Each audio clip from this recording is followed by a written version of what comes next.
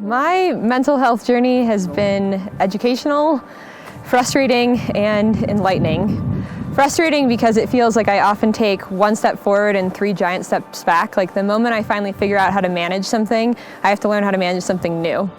But it's been educational, and for me, I found that knowledge is power throughout all of this. Understanding the science behind what happens to my brain and body when I experience symptoms of my post-traumatic stress has been really helpful in learning how to cope with it or manage it.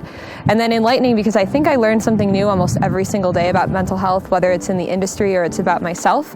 And I'm able to empathize at such a different level than I was before trauma. I learned that the mental health systems worldwide are antiquated and stunted, but that there's tons and tons of resources that are available for our day-to-day maintenance of our mental health that are widely available and affordable and comprehensible that people don't know about, and we don't often seek them out until we need them.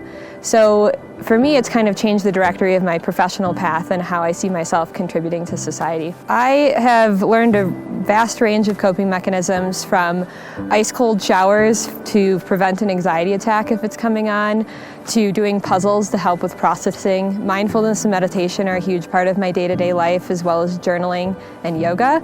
And then we get a little bit deeper and more profound. I have therapy every single week. I work with a life coach every week, and we practice EMDR, which is a processing technique for people with trauma. It can be controversial, but for me, I think it's something I wish I would have learned in high school, because you study and learn so much more about how your brain wants to function through it.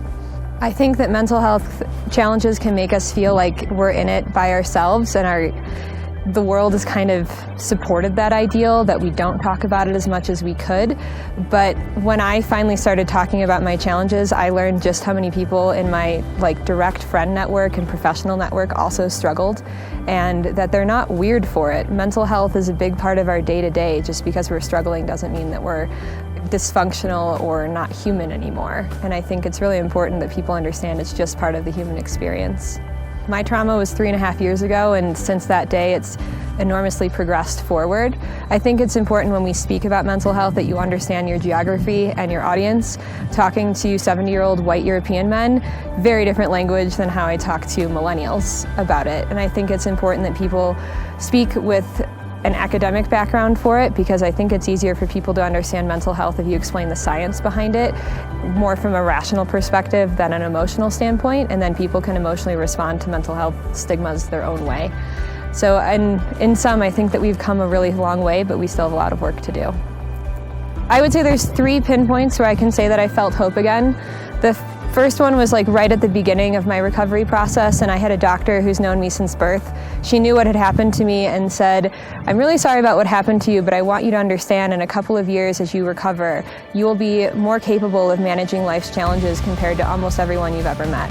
And that gave me hope that there might be a silver lining to this whole experience. And then a few months later, I had another experience where I actually felt like people liked me for me, and not because of my professional experience or how many languages I speak or the athletes that I know. It was so many people in my corner just because I'm Ashley. And that made me also feel like maybe it is worth living, because I had been going through phases of is this pain worth it anymore? I don't have to deal with this.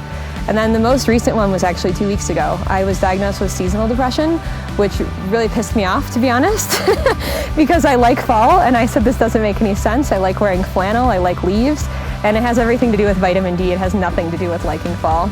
And it felt like one more challenge because I started to enter a depressive episode a couple of weeks ago. And instead of fighting it, I just looked at my therapist and was like, I have a lot of great reasons to feel depressed, and I'm just going to be depressed, and that's okay. And instead of entering a depressive episode, which has to be at least 14 days, by day 5, I was back to neutral and highly functional again. So it was the first time that I've ever battled depression in a successful manner that didn't exhaust me or try to pretend like everything was okay. And it sort of makes me feel now that I'm capable of living the life that I want moving forward for the first time since trauma.